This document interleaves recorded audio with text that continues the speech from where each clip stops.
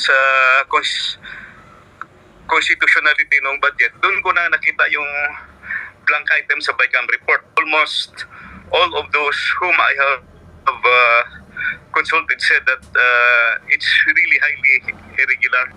The petitioners raised 4 arguments before the High Court. First, they said the 2025 budget violated Republic Act No. 11223, or the Universal Healthcare Act.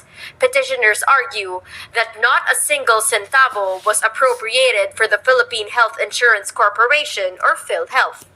They claim this violates the constitutional right to health of all Filipinos.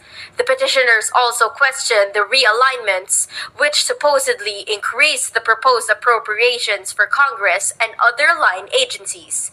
From the proposed budget of 16.35 billion pesos for the House of Representatives, it grew to 33.67 billion pesos when it was passed into law.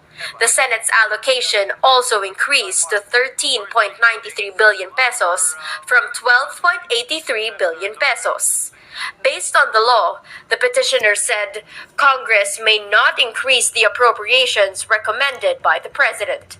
The petitioners also said the budget violates the Constitution for not giving the education sector the highest allocation.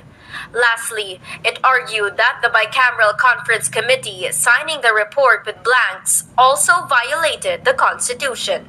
In a copy of the BICAM report from the Legislative Archives, it can be seen that there are indeed blank items as claimed by UNGAB.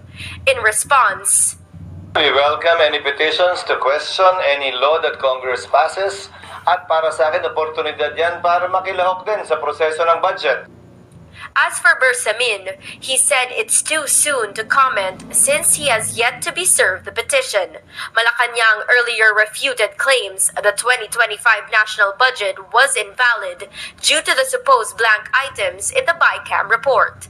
In a statement, House Deputy Majority Leader Paulo Ortega called the petition a calculated political gambit that exposes their intent to destabilize the administration of President Ferdinand Marcos Jr. He said the petition seeks to undo the decision of Congress to cut 1.3 billion pesos from the office of the Vice President. UNGAB refuted this claim, saying he has no political motive.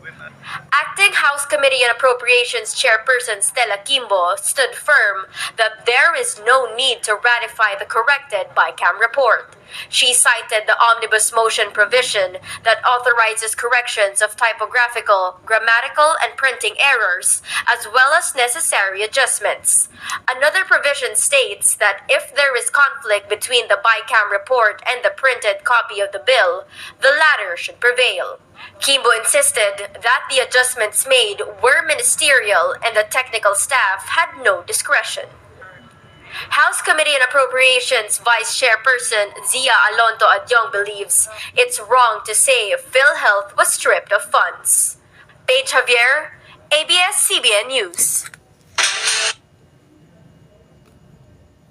Petition filed with the Philippine Supreme Court challenges the constitutionality of the government's 2025 budget.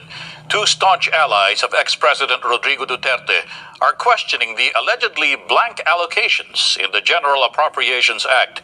Paige Javier has tonight's top story.